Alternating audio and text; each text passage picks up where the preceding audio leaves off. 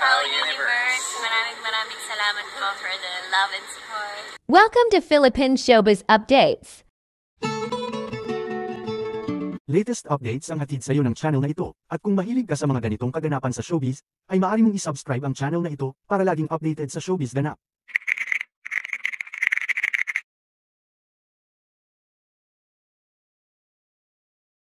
Masaya sa huling taping ang What's Wrong with Secretary Kim cast at staff, sa kanilang set nga ay napuno ng pagkain. Matatandaan kahapon din ay nagpakain si Angeline Quinto.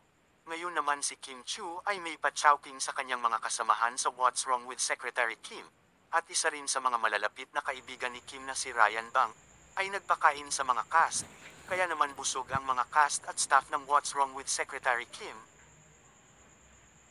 Di rin nagpahuli ang Kim Pao fan sa kanilang sorpresa para kay Kim Chiu at Paolo.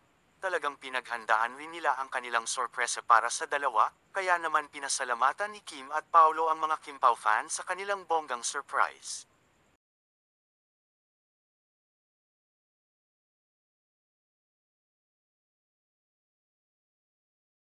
At ng Kim Pao Universe, maraming salamat po for the love and support. Thank you everyone who's enjoyed it, and I appreciate you sending so much for the whole staff and crew. Thank you. Well appreciated. Thank you. Thank you.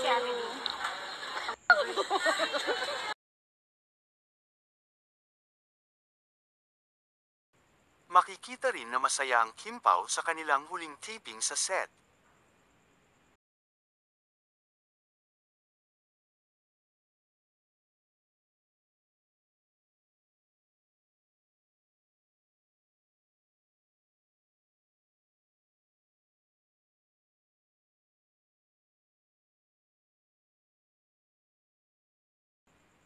Samantala, sa panayam ni MJ Felipe kay Kim Chiu, na ibahagi ng aktres na labis siyang nasisiyahan sa mga blessings na kanyang natatanggap dahil hindi niya ito in-expect, lalo na nasunod-sunod ang pagiging number 1 ng kanyang mga projects. Mula Fit Check, nasundan ng Linlang at ngayon What's Wrong with Secretary Kim, nasunod-sunod rin at number 1. Ani pa ng aktres noon ay akala niya tapos na ang kanyang career nung siya'y naging kontrobersyal sa kanyang bawal lumabas statement. Kaya naman sobrang nagpapasalamat ang aktres sa kanyang mga supporters na hindi nagsawang suportahan siya at hindi kailanman iniwan siya. Kasunod nito, natanong rin si Kim Chiu kung willing ba siyang makatrabaho si Paolo kung sakaling bibigyan sila ng panibagong proyekto. Oo naman ang naging sagot ni Kim, at sigurado rin siya na magugustuhan rin ni Paolo na mabigyan sila ng proyekto. Sa kabilang banda, nakapanayam din si Kim Chiu, ni katitibayan ng saksi. Dito nga ay natanong siya kung willing ba siyang makatrabaho ulit si Sian Lim matapos ng kanilang hiwalayan.